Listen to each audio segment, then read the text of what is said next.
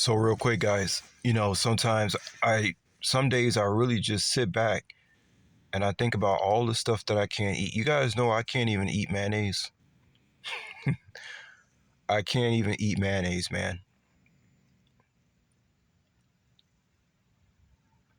I told you guys my social life disappeared when I found out I couldn't have all these things that people do every day. But I can't complain because you look at somebody my age and then I come on camera and I might flex, show my stomach or something like that.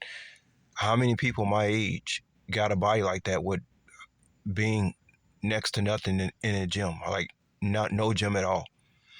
Nobody. I look around. The only people I can compare my body shape to is people in their early 20s. And I told you, people are getting washed up in America by the time they're 25, 30 years old. They're washed up physically. So I have a lot to be proud of. But it was real hard in the beginning because think about all this stuff, guys. Can I eat pancakes? Nope. Can I eat mayonnaise? Nope. Can I drink beer? Nope.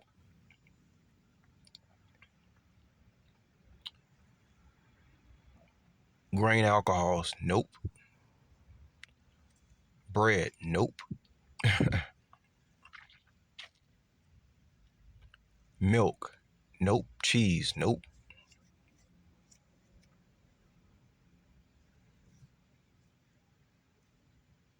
And like I said, when I observe people, most people, they get together and they're eating. So can you imagine me trying to explain to people, even if I wanted to have a social thing going on in my life, can you imagine me explaining to people all this stuff? It would make them feel inferior, just me sitting with them. I wouldn't have to say anything to people.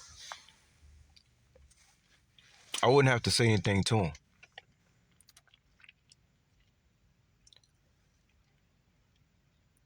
They will feel some kind of way just me being around them.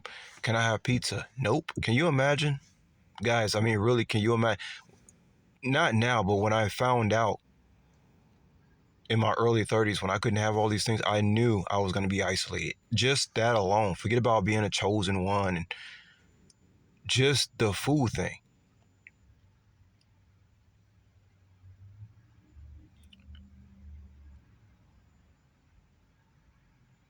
Sometimes I watch YouTube videos of people eating just to imagine in my mind that, you know, I have a normal life. I just watch other people eat.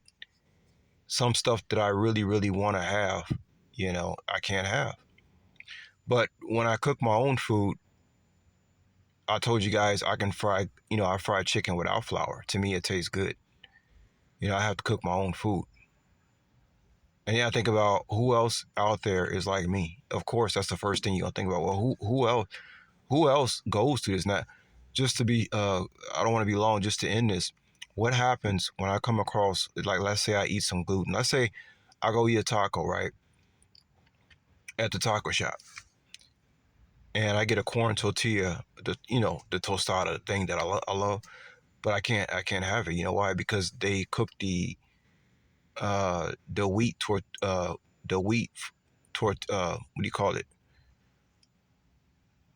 The wheat tortilla or whatever that they use to with the burrito.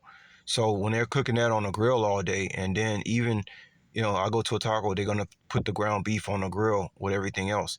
I can't have anything on that grill.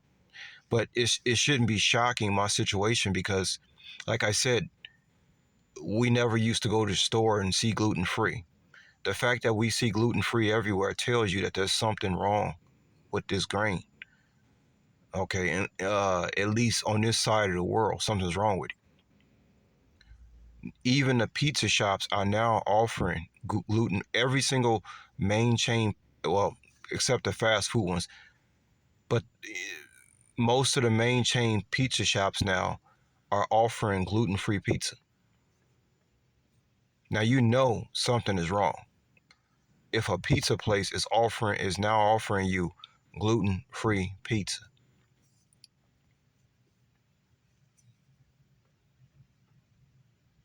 I told you guys, just to end it real quick, I run across people who I know have the same issue I have, but they don't know it. And I don't want to walk up to, I know the doctors ain't telling them. I don't want to walk up to them and say anything to them.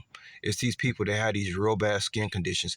Now, let's say I come across, I kind of digress. Let's say I come across, uh, how do I know I've been cross contaminated? Well, it starts off like, let's say I get gluten, right? I accidentally eat something with some trace of gluten in it. I'll get these, first it'll start off, I'll get these blisters behind my ear. Yes, blister type bumps. And if I don't stop, it'll eventually spread like to my neck area, and then it'll spread on my face. And that's why I had a lot of skin issues uh, in my early 20s and stuff, because I didn't understand what was going on. I didn't understand gluten. I didn't understand cross contamination. I didn't know what was going on.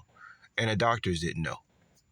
So you can understand that when I finally got a control over what I was supposed to be eating and what I can't eat, it was a blessing, because you can't have skin like I have in my mid 40s. You can't look the way I look in my 40s without something major happening to you in your life that force you to have an extremely clean diet. So